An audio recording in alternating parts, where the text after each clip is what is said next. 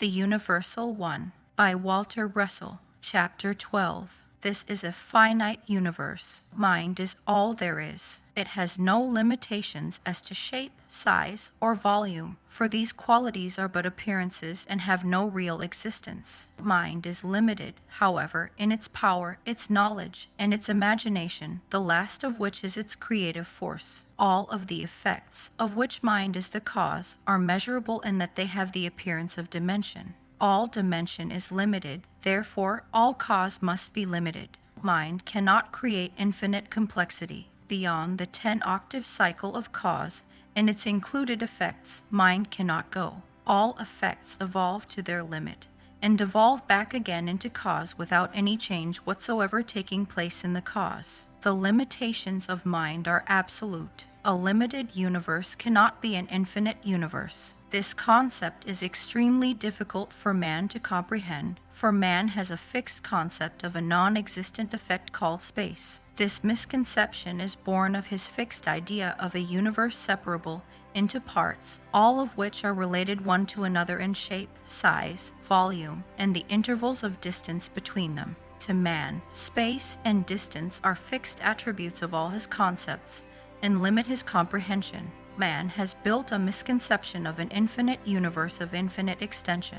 Based upon his misconception of space, he has reasoned that the universe cannot be finite or limited in extent, for, if so, it must have shape or form. Also, he has reasoned that, in order for it to have shape or form and be limited and finite, there must be something beyond. The objective universe of man's concept demands a beyond to a finite universe. But there is no beyond because there are no bounds or boundaries in this formless universe. If space is non-existent, then extension or continuity is non-existent, and there can be no beyond. Beyond is a relative word. It is part of man's concept of objective relativity. It is a dimension. It is based on a belief in the reality of the unrealities of dimension and separableness in a universe of the one thing. Man's sense of reasoning does not accept the idea of the universe as a finite volume, such as a sphere hanging in a vacuum, beyond which, to his objective thinking, there must be more empty space. For this reason, he has formulated the belief that a finite universe is inconceivable to the human mind. Therefore, the universe must be infinite. Man's outer mind reasoning, which is objective, does not stop to consider that an infinite universe is more inconceivable to the human mind than a finite one, but that same reasoning is willing to accept the palpably incomprehensible and relegate it to the domain of divinity, which is admittedly incomprehensible, rather than concentrate the inner mind upon the higher octaves of thinking and learn the truth in light. Einstein rightly says that the universe is finite, but wrongly says that it has form. This great thinker declares his belief that the universe is spherical or elliptical. Einstein rightly says that any line of direction in that appearance which man calls space is curved, and that it is presumable that any continuous line in space would curve ultimately back to its point of beginning. Therefore, the universe must be either spherical or quasi-spherical. This curving, however, is not because the one substance of mind has a finite form or shape, but because all effects of motion are universal, and every effect of motion is an action that must end where it began, in its final reaction. Direction, therefore, can never be in a straight line but must always be curved. The reason why all lines must be curved lines, and also why all curved lines must be spiral in their curvature, will be written down in all exactness in its proper place. It is true that any apparent disturbance in the substance of mind returns unto itself, unto its exact apparent point of beginning in a sequence of reproduced waves which spell out the appearance of another non-existent effect called time. Man's fixed concept of the reality of time is a drag anchor holding him away from truth. His fixed concept of intervals of time in which one effect of motion in one part of the universe makes its appearance in another part is the result of such purely objective thinking that true concepts cannot replace them as long as this method of thinking persists. There are no parts to mind's substance, no place and no position. Every part is the same part, every place and position the same place and position. Thinking is universal, and all effects of thinking are universal. More than this, they are simultaneously universal, for thinking is simultaneously universal. Even the little child in tossing a ball moves the universe simultaneously with that tossing. All motion is simultaneously universal in this universe of equilibrium. Sequence is an appearance due to form. It has no existence in itself, and without form, it would not have even the appearance of existence. All form is purely a question of gravitational intensity, and therefore has no existence. Time itself is an effect of gravitation, and has no existence. Like heat, it is but an indicator that registers sequence and integration as heat registers resistance to integration. The reproductions and effects of motion and their attendant unrealities do not in any way change the universal substance of mind, the one reality, the one unchanging, indivisible, ultimate substance of all that is. Add to the non-existent appearances of form, space, and time two others which obsess man's mind, position, and dimension, and the reader can readily perceive that with these non-existent unrealities firmly fixed in his mind,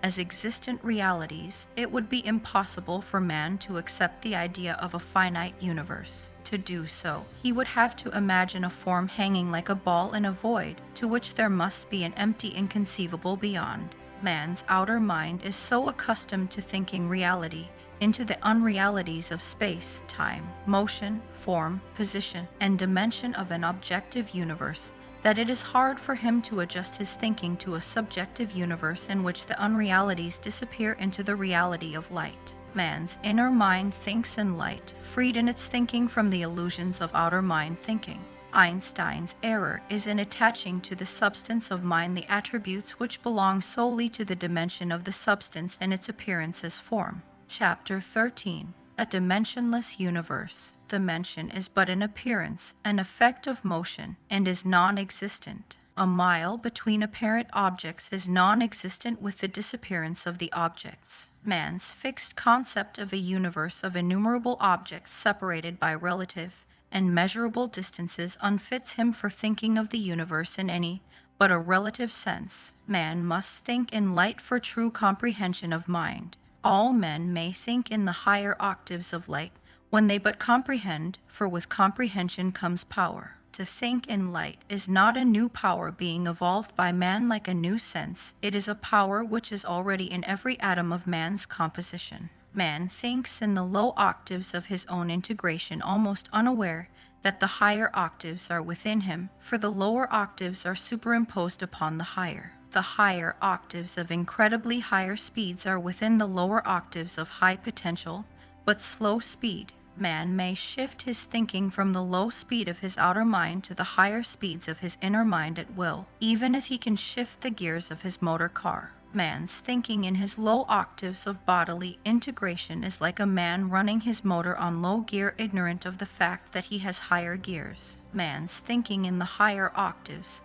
is like a man who is aware of higher gears in his car and knowingly uses them. Universal mind thinks in light and registers that thinking in light which is integrated into the idea of the thinking and suspended for a time in the lower octaves of light in the appearance of form. Man's outer mind is an integration of light in the lower octaves of that which he calls matter, and man's outer mind thinks in the dimensions, or illusions, of mind or matter. Matter and mind and light and energy are the same. They are one. They are existent in that they never disappear. They are constant. They are eternal. Dimension of mind, or light, or matter, or energy is but the illusion of the mind's substance due solely to more or less sustained motion. The substance which is mind, or light, or matter, or energy, and is eternally existent as cause, must not be confused with its effects in motion, which are but dimensions, and therefore non-existent. Dimension is purely objective.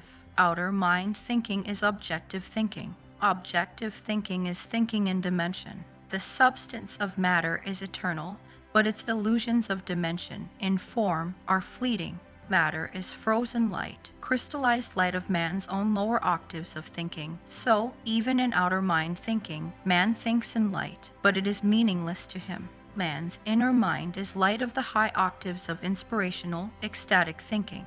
To man's inner vision, light is always light. It never disappears. Inner mind thinking is subjective thinking. Subjective thinking is dimensionless thinking.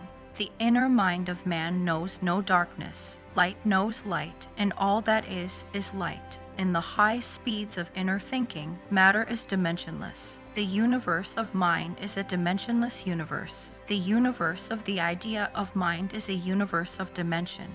The creating universe is the idea of mind. It is the divine concept of a universe of motion, and the apparent separability of the one thing into the appearance of many individual things. Chapter 14. Concerning dimension. The divine concept of a universe of form is the idea of the image-making faculty of mind. The divine concept is but an illusion of divine imagination. Mind thinks the ideas of mind into an illusion of form. Dimension appears when form appears. Form appears as a result of motion generated by the concentrative impulse of thinking. Form disappears as a result of motion radiated by the deconcentrative alternate reactive impulse of thinking. Creation, therefore, is but an illusion due to complex states of motion. All motion is comprehensible. All motion is caused by thinking mind. All motion is controllable by mind. All comprehensible motion is measurable.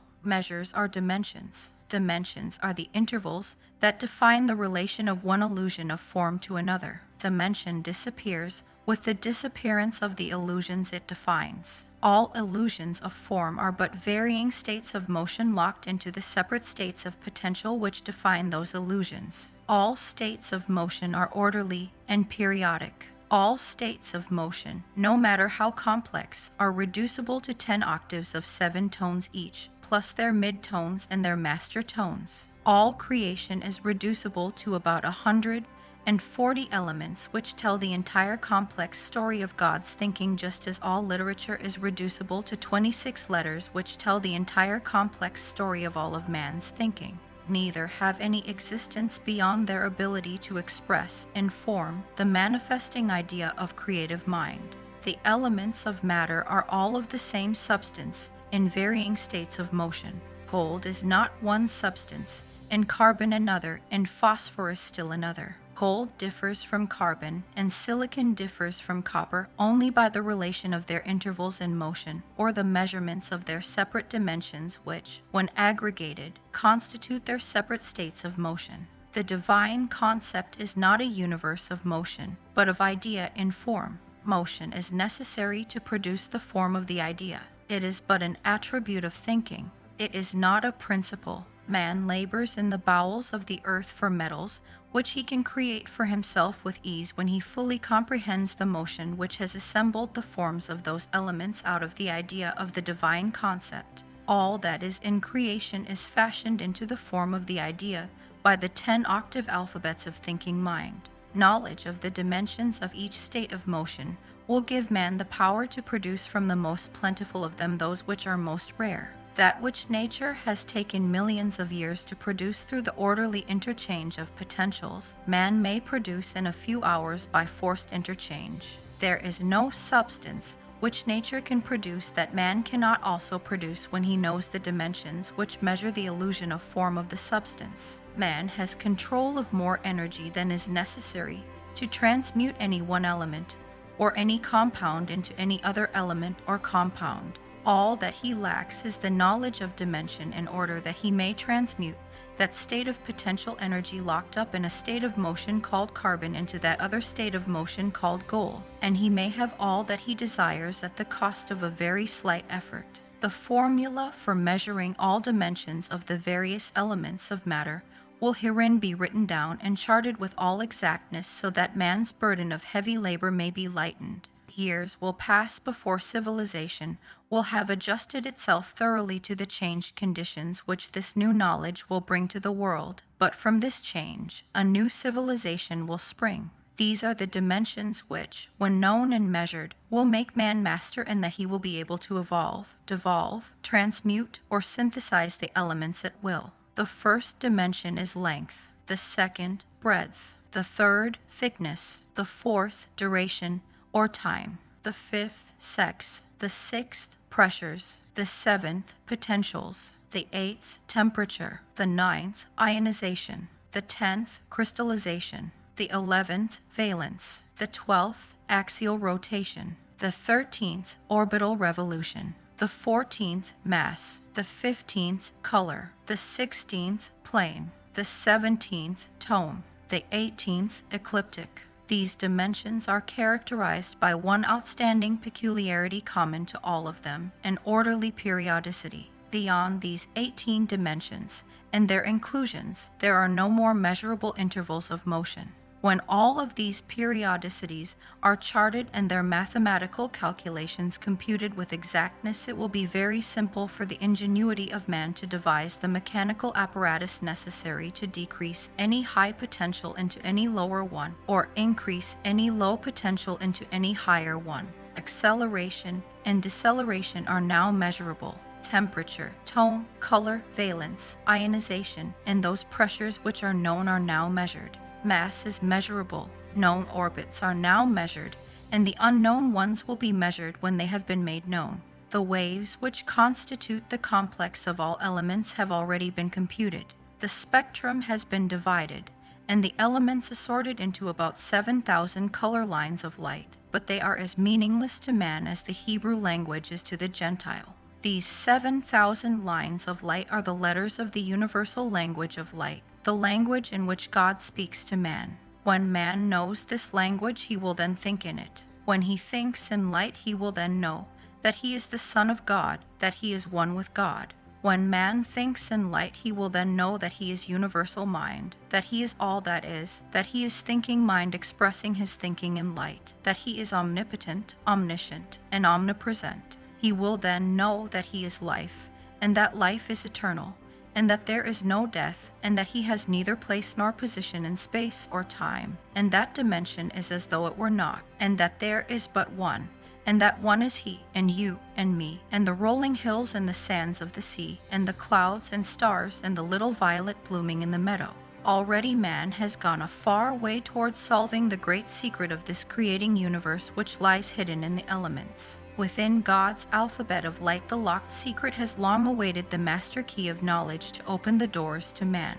Man is mind. Mind creates and controls the energies of the elements. Mind may rearrange these energies and combine them in accord with its desire. Chapter 15. The formula of the locked potentials. Now must be constructed the cosmic clock by means of which all dimensions may be measured by one formula, as time is measured by the formula of hours, minutes, and seconds. Heretofore it has been written down that periodicity is an absolute characteristic of all effects of motion. With two exceptions, all dimensions of all effects of motion are of the same orderly octave periodicity. These two exceptions are of cyclic periodicity. Octave periodicity is an orderly progression to and from the maximum effect of each octave. Cyclic periodicity is an orderly progression to and from the maximum effect of the entire cycle. Thus may it now be simply stated that all periodicities of all motion of whatever nature, with two exceptions, may be built up on the following extremely simple formula: 4 3 plus 2 plus 1 plus 0 equals 1 2 3 4. The two exceptions to this octave periodicity are mass and tone. Mass means weight, tone means sound. Mass accumulates all down the entire 10 octaves. Tone lowers from the highest note down the cosmic keyboard to the lowest. The 0 represents inertial energy, and the numerals represent the orderly progressions in locked potentials and pressures and orbits. Thinking mind has devised these orderly progressions as its method of evolving the idea of universal thinking into the appearance of form and evolving it into the disappearance of form. The numerals of this formula are the hours of the cosmic clock. They are in the relative positions of the atoms of the elements, and in the order of their respective varying dimensions. The seconds of the cosmic clock are the corpuscles, or light units, which make up the atom's structures. The hands of the clock are the indicating line of charging and discharging potential. The main spring is the 10-octave cycle. 5 of these octaves are decelerating time dimension transformed by accumulation into power, and the other 5 octaves are power dimension released into accelerating time. The winding of the clock is the sublime 5-octave inhalation, and its unwinding is its 5-octave exhalation. The cosmic pendulum, in its swinging, ticks off the varying dimensions of all motion forever, and forever with unfailing accuracy, but never does it depart from this simple formula. One by one the relator will take up and analyze the 18 dimensions of the effects of motion. Neither temperature, nor valence, nor orbit, nor color, nor ionization, nor electric force, nor magnetic force, nor any effect of chemistry known to man or still to become known, none of these, nor others herein unnamed, excepting mass and tone, can extend beyond this simple formula. It is meet that this simple formula of vast import should have a name so that it may be referred to in proper terminology. The formula of locked potentials shall be the name by which this formula shall be hereafter known. Energy accumulates during genero-active inhalation by rising potential, and is dissipated during the radioactive exhalation by lowering potential. The periodicities of inhalation and exhalation in all mass are absolute. Stay tuned for chapters 16 through 20. Peace, love, and many blessings, family.